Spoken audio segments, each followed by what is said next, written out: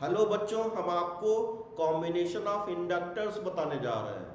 जैसे combination of resistances आपने पढ़ा था कि टू वायर जब सीरीज में कनेक्ट होते हैं तो उनका जो इक्विवेलेंट रेजिस्टेंस होता है वो R equal to R1 plus R2।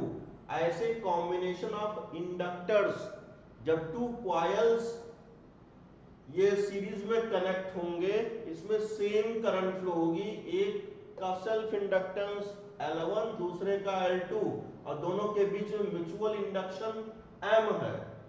तो जो L इक्विवेलेंट की वैल्यू आती है तो L equivalent equal to L1 plus L2 plus 2 root L1 L2, इसको M लिख सकते हैं। तो M इक्वल टू क्या होता है, रूट L1 L2 ये होता है। जब करंट अपोजिट डायरेक्शन फ्लो होगी, एक कॉइल में करंट ऐसे इस डायरेक्शन फ्लो रही है, दूसरे कॉइल में करंट अपोजिट डायरेक्शन फ्लो रही है, तो उस कंडीशन में करंट जब अपोजिट डायरेक्शन में होता है तो L equivalent equal to L1 plus L2 minus 2 root L1 L2 आता है। जब टू कॉइल्स के बीच में ज्यादा डिस्टेंस होता है, लार्ज डिस्टेंस, तो उस कंडीशन में कोफिशिएंट ऑफ म्यूचुअल इंडक्शन इसको नेग्लेजिबल हो जाता है। तो L equivalent equal to series combination में L1 plus L2 large distance के लिए, और पैरेलल कॉम्बिनेशन में 1 by L equivalent equal to 1 by L1 plus 1 by L2। अब ये हम डिटेल में बताने जा रहे हैं। ये तो फॉर्मूला है, इसका यूज आप कर सकते हैं, और डिटेल में ये क्वेश्चन टाइप का हमने लिया है।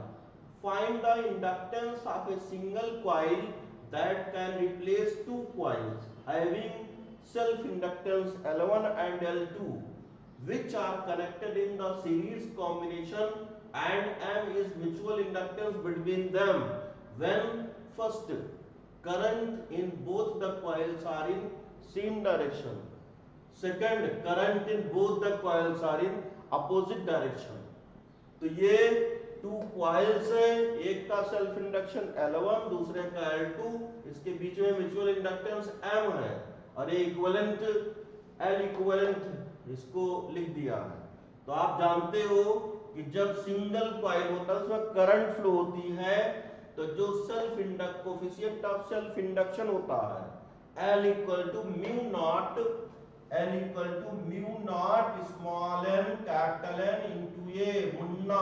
इसको याद रखना है, बहुत इंपॉर्टेंट कॉन्सेप्ट है ये। कोफिशिएंट ऑफ म्यूचुअल इंडक्शन के लिए भी ये फॉर्मूला होता है, और कोफिशिएंट ऑफ सेल्फ इंडक्शन के लिए भी है। तो L इक्वल टू, इसको हम लिख सकते हैं स्मॉल n इक्वल टू होता है capital N upon L। L क्या है, length of coil, length of coil ये L है। N क्या है, नंबर ऑफ टर्न्स है, तो L is directly proportional to N square. तो L1 is directly proportional to L1 equal to alpha N1 square, alpha constant है, और L2 equal to alpha N2 square. तो L equivalent is directly proportional to N1 plus N2 का whole square लिख सकते हैं। तो ये हो जाएगा L equivalent equal to alpha N1 square plus N2 square plus 2 N1 N2। Value put कर देंगे, तो ये यहां से वैल्यू पुट करेंगे तो ये हो जाएगा L equivalent equal to alpha, और L1 N1 की जगह L1 अपान अल्फा हो जाएगा यहां से,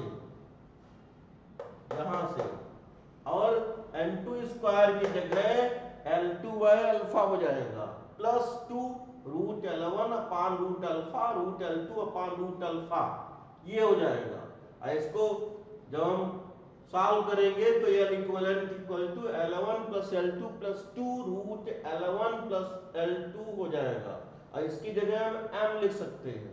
तो L equivalent equal to L1 plus L2 plus 2M हो जाएगा। When direction of current is opposite, तो L equivalent directly proportional to L1 N1 minus N2 का होल स्क्वायर। इस कंडीशन में जब इसको सॉल्व करेंगे, सिंपलीफाई करेंगे, तो L equivalent equal to L1 plus L2 minus 2M आ जाएगा। In series combination, if two coils are very far, ignoring the mutual inductance, तो L equivalent equal to L1 plus L2 हो जाएगा। Parallel combination, ये current flow रही है, I current दो part में डिवाइड हो जाएगी, इसका सेल्फ इंडक्शन L1, इसका L2 है। तो इसमें अकॉर्डिंग टू फैराडेज लॉ जो ईएमएफ प्रोड्यूस होगा इक्वल टू -L di/dt, इसको ऐसे लिख सकते हैं I equal to I1 plus I2, और इसको डिफरेंशिएट करेंगे t के रिस्पेक्ट में, तो di/dt equal to di1/dt plus di2/dt। इसकी जगह हम ये पुट कर देंगे तो 1/L equal to 1/L1 plus 1/L2। तो ये बहुत इंपॉर्टेंट है, आपको अगर 11th या 12th का कंप्लीट सिलेबस पढ़ना है तो इस व्हाट्सएप नंबर पे आप संपर्क कर सकते हैं। 11th 12th नीट जेई के लिए ये लाइव ऑनलाइन क्लास पढ़ सकते हैं। व्हाट्सएप नंबर है 8318109897। Thank you.